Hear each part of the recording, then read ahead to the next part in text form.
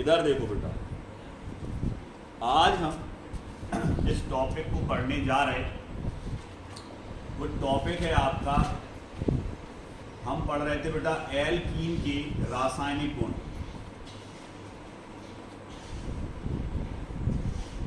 क्या पढ़ रहे थे बेटा? एल्कीन के रासायनिक गुण पढ़ रहे थे, ठीक है। इन गुणों में कुछ गुण हमने पढ़ लिए थे और कुछ गुण शेष थे जो हमें पढ़ने थे, जिसमें अब जिस भी नंबर का हो हम तो हेडिंग डाल दे रहे, नंबर हमें याद नहीं है कौन से नंबर पे था। जिसमें एक गुण था आपका ऑक्सीकरण। तो आज जो हम पढ़ने जा रहे हैं बेटा, वो पढ़ने जा रहे हैं ऑक्सीकरण। और ऑक्सीकरण कराना किसका है? एल्कीन का। एल्कीन पहले से हमें पता है कि एल्कीन होता है सर जिसमें कार्बन कार्बन के बीच डबल बॉन्ड हो, वो एल्कीन कहलाता है। तो यहाँ पर सबसे पहले हम एल्कीन ले रहे और उसका ऑक्सीकरण करा रहे। तो यहाँ पर हमने लिया सर C और डबल बॉन्ड से जोड़ दिया C, ठीक है सर। ये एल्कीन हो गया क्योंकि इसमें डबल बॉन्ड आ गया कार्बन कार्बन के बीच। इस पर जुड़े हैं सर 2 हाइड्रोजन और इस पर भी जुड़े हैं 2 हाइड्रोजन क्योंकि कार्बन 4 बॉन्ड बनाता है। इसके बाद ऑक्सीकरण कराना है तो हमने ऑक्सीजन ले ली और प्लस में ले लिया बेटा H2O और लगा दिया एरो। अब ये जो क्रिया होगी बेटा, ये होगी हमेशा तनु KMnO4 की उपस्थिति में। तनु KMnO4, और KMnO4 को बोला जाता है बेटा पोटेशियम पर मैग्नेट। पोटेशियम पर मैग्नेट। इस समय टेम्परेचर होगा बेटा 0 डिग्री C, या उसको बोल सकते हो आप 273 केल्विन। इसी को 0 डिग्री C बोलते हैं, मतलब ठंडक में होगी क्रिया। और ऑक्सीजन जो आया है वो KMnO4 में से आया है क्योंकि KMnO4 यहाँ पर ऑक्सीकारक का काम करता है। क्लियर? ये काय में मदद करता है, ऑक्सीकरण अभिक्रिया में मदद करता है। तो ये दे सकता है ऑक्सीजन। अब होगा क्या सर, अगर हम बात करें इन दोनों की, तो ये दोनों चीजें अगर हम जोड़ दें तो सर हमारे पास 2 O हैं और 2 H हैं। बिल्कुल हैं, एक और एक 2 O और 2 H, मतलब अपने पास सर 2 OH हैं। ऐसे 2 OH हैं सर अपने पास। तो जब यहां से बेटा बॉन्ड टूटेगा तो एक इससे OH जुड़ सकता है और एक इससे भी OH जुड़ सकता है। दोनों OH अलग अलग जुड़ सकते हैं।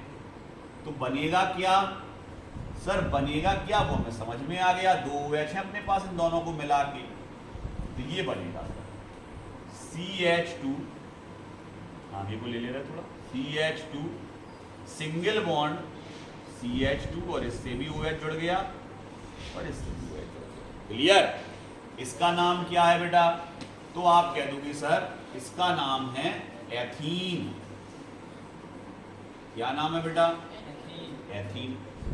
और जब 2 कार्बन से 2 OH जुड़े हों तो ये कहलाता है डाई, और OH को बोलते हैं बेटा ऑल। ये है डाई ऑल। क्या है? कौन सा डाई ऑल है? मैथ एथ, एथेन। एथेन एक कार्बन पे ये लगा और ये दूसरे कार्बन पे ये, तो हम लिख सकते हैं एथेन 1,2 डाई ऑल। क्या कह सकते हैं इसको बेटा? Ethane 1,2 die all. एथेन क्यों है? क्योंकि 2 कार्बन है, सिंगल बॉन्ड से जुड़े हैं। और डाईऑल क्यों है? क्योंकि पहले पे और दूसरे पे क्या लगा है? ऑल लगा है। ऑल किसको बोलते हैं? OH को। किसको बोलते बेटा? OH को ऑल बोलते हैं। क्लियर? अब इसी तरह की अगर एक और रिएक्शन हम करें, उसमें हमने एथीन की जगह ये ले लिया बेटा। सर ये तो आपने 3 कार्बन ले लिए, single bond double bond. Sir ये हो गया मेथ एथ प्रोप। सर ये प्रोपीन हो गया। क्या हो गया बेटा? प्रोपीन। और इसकी रिएक्शन भी सेम टू सेम ऐसे ही करा दी, बिल्कुल सेम टू सेम। ले क्लियर? तो जैसे इसकी रिएक्शन हम कराएंगे, वो इस तनु की MnO4 कितना टेम्परेचर लिया था सबको अभी भी याद है, 273 केल्विन। और कितने OH अपने पास बन गए थे? 2। अब वो कहाँ जुड़ेंगे? सर जहाँ से डबल बॉन्ड हटेगा, पहले H जोड़ लो इससे। कितने H जुड़ेंगे यहाँ? 3, यहाँ पे 1, यहाँ पे 2। बहुत बढ़िया बेटा, क्लियर? जब ये बॉन्ड टूटेगा तो एक OH इससे जुड़ेगा और एक OH। क्लियर? आ गया ये चीज समझ में? तो क्या बन जाएगा? सर ये बन जाएगा CH3 bond CH, single bond CH2, एक OH इससे। इसका नाम क्या होगा? तो आप कहोगे सर इसका नाम, इसमें भी देखो डाइऑल है और नंबरिंग यहीं से करोगे 1 2 3। इसमें भी 1 2 डाइऑल है, देखो इसमें भी 1 2 डाइऑल था, 1 2 1 2 1 2 डाइऑल था। इसमें भी देखो 1 2 डाइऑल है, लेकिन एथेन नहीं लगेगा सर। एथेन की जगह क्या लगेगा? प्रोपेन। समझ गए क्यों लगा प्रोपेन? क्योंकि 3 कार्बन हो गए। अगर 4 होते तो, 5 होते तो। बहुत बढ़िया, इसका नाम हो जाएगा बेटा प्रोपेन 1,2 डाइऑल। क्लियर? अच्छे से समझ में आ गया सबको? ये वाली रिएक्शन सरल है। अब आते हैं आगे।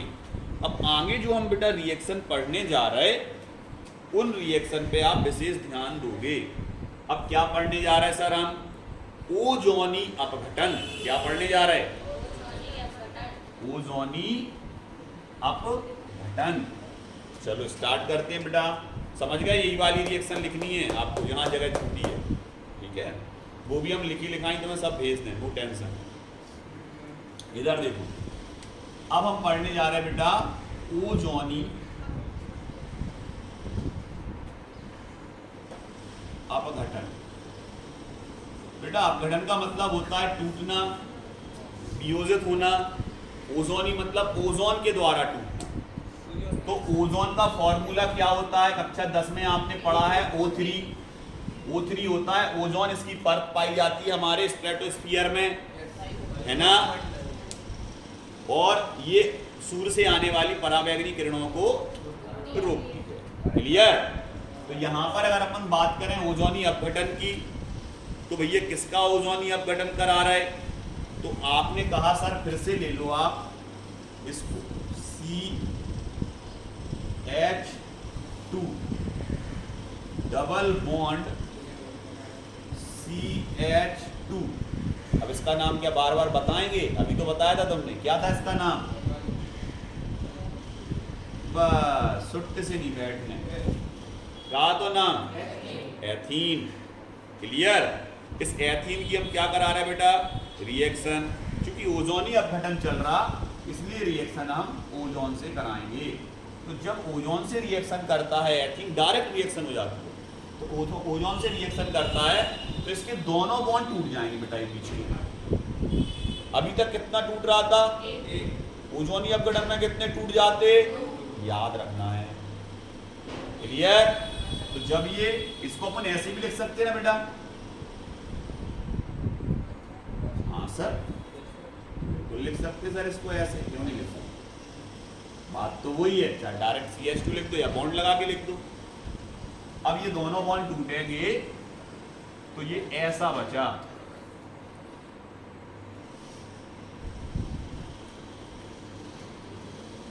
सर फिर ये कार्बन कैसे जुड़ेंगे एक दूसरे से? ओजोन के साथ जुड़ेंगे ये। तो ओजोन के लिए एक O तो ऐसे जोड़ दोगे एक O, क्योंकि ऑक्सीजन किससे बॉन्ड बनाता? देखो एक ऑक्सीजन से ऐसे जुड़ गए। लेकिन कार्बन के तो सर अभी 3 ही बॉन्ड हुए, हमें कितने करने? 4।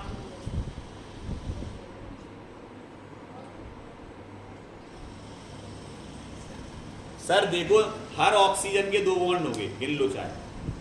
हर ऑक्सीजन के 2 होंगे और कार्बन के 4 होंगे, गिन लो। हो गए 4। ऑक्सीजन के सबके 2 हो गए, और 3 ऑक्सीजन है कि नहीं, ये भी गिन लो। तीनों है, ठीक है। तो समझ गए ओजोन कैसे जुड़ता है। इसको रट नहीं पाते यार, इसको तो जब तक आप समझोगे नहीं तब तक आएगा नहीं। ठीक है, आगे अच्छे समझ में सबको। अब क्या करेंगे, अब सर ओजोनी अपघटन होगा ना, तो उसके लिए हमें क्या लेना पड़ेगा, H2O। किससे क्रिया करा रहे हैं अब, H2O से। किसकी प्रेजेंस में करा रहे, जिंक चूर्ण। तो ये जो बीच का ऑक्सीजन दिख रहा ना बेटा, ये वाला ऑक्सीजन, ये इसके साथ निकल जाएगा, तो ये माइनस में निकल जाएगा, H2O। एक ऑक्सीजन कम हो गया, निकल गया वो किसके साथ, H2O के साथ, और यहां से टूट जाएगा।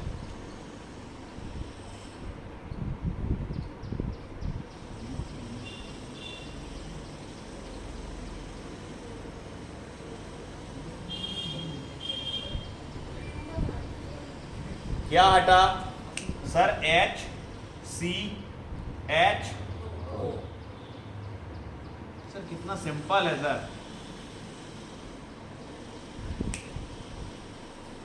देख लो, HC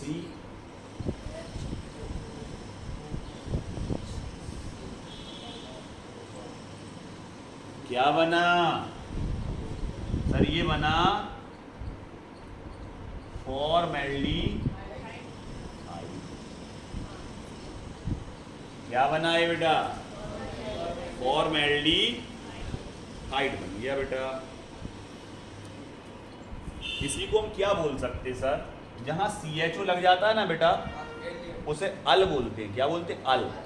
इसमें कितना कार्बन है, इसका नाम हो जाएगा, इसका दूसरा नाम फॉर्मेल्डिहाइड का मेथिनल, मेथिन का अल, मेथिनल। 2 कार्बन होते तो एथिनल, 3 कार्बन होते तो, 4 कार्बन होते तो, 5 कार्बन होते तो।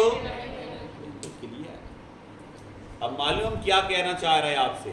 अब आप थोड़ा ऐसा नहीं कि हमने यहाँ बताया हमें आ गया, बस इसके अलावा हमें कुछ नहीं आ रहा, तो आपको खुद बनाने की प्रैक्टिस करनी है, सीखना है किसी चीज़ से दूसरी चीज़ कैसे बनाई जाती है। सर कैसा, क्या कहना चाह रहे हैं आप, हम ये कहना चाह रहे हैं, क्या इस मेथड के द्वारा आप फॉर्मेल्डिहाइड आपने बना लिया, क्या आप एसीटल्डिहाइड बना सकते हो, आप कहोगे हाँ। क्या आप एसीटोन बना सकते हो, हाँ बन जाएगा। कैसे बनेगा सर, बिल्कुल सिंपल है। ये रिएक्शन के साथ साथ आप 2 और रिएक्शन सीख लो अच्छे से।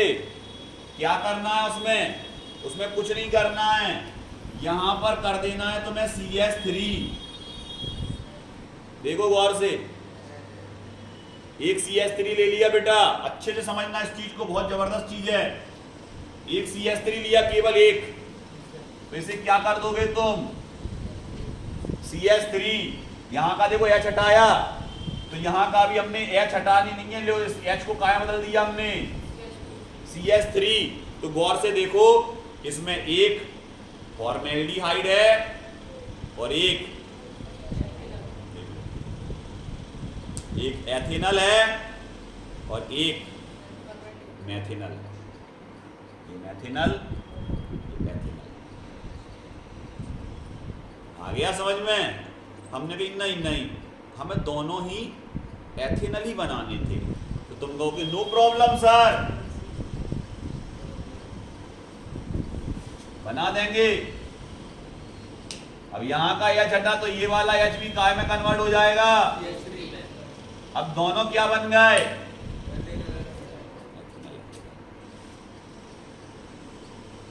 हमने कहा नहीं, एसीटोन बनाओ, एसीटोन। तुमने कहा सर एसीटोन बना देंगे, नो प्रॉब्लम।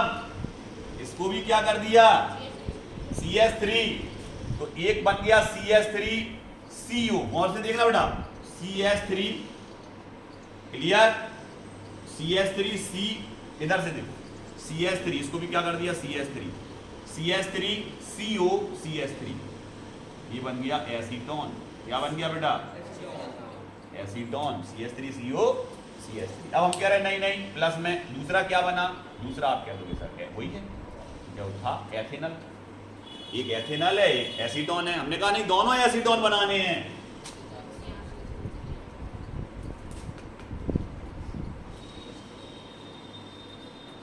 ये आना चाहिए कन्वर्सन, तब आपकी ऑर्गेनिक केमिस्ट्री पे कमांड है।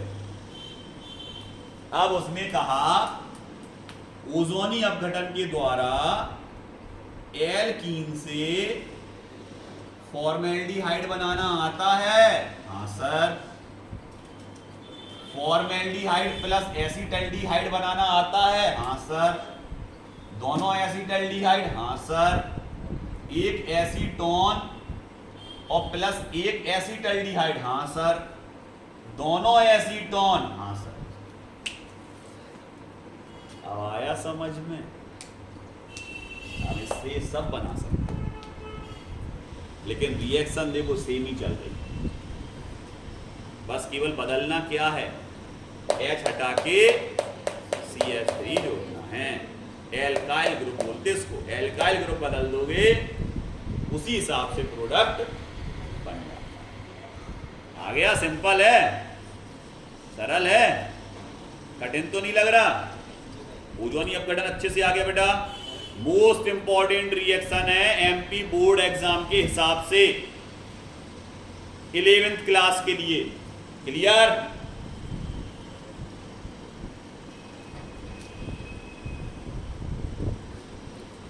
ओजोनी अपघटन के बाद अब हम आते हैं बेटा अपने बहुलीकरण पर।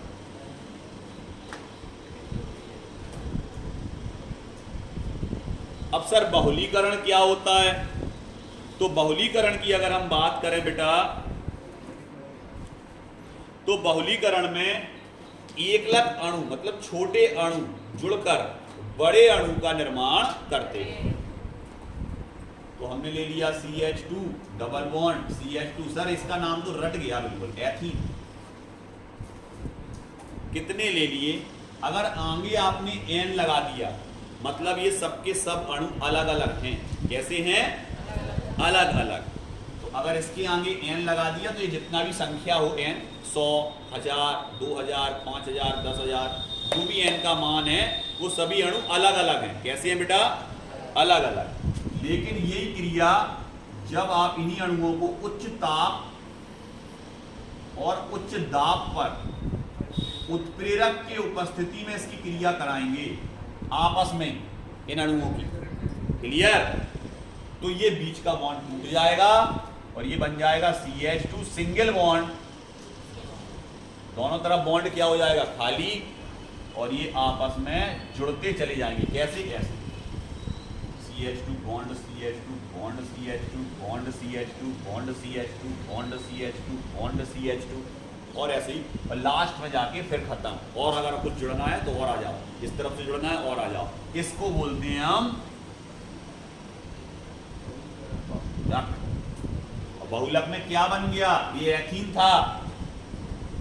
इंग्लिश में एक वर्ड आता है, लैटिन में एक वर्ड है पॉली। पॉली का मतलब इंग्लिश में होता है बेटा मैनी, और मैनी का मतलब होता है कई, बहुत सारे। तो एथीन में पॉली जुड़ेगा तो ये बन गया आपकी पॉलीथीन। क्या बन गई बेटा? पॉलीथीन बन गई। बहुत सारे अणु आपस में जुड़ गए। इसको क्या बोलते हैं सर? एकलक। कैसा अणु होता है सर? कम अणु भार होता है इसका, क्योंकि अकेला अणु है ना। और सर इसमें बहुत सारे जुड़ गए इसलिए उच्च अणु भार वाले अणु हैं। इनका अणु भार हमेशा उच्च होगा, इनका अणु भार हमेशा निम्न होगा या कम होगा। निम्न अणु भार से उच्च अणु भार वाले अणुओं का बनना बहुलक। एक लक से, इसको एक लक भी बोलता है, एक लक से बहुलक का बनना।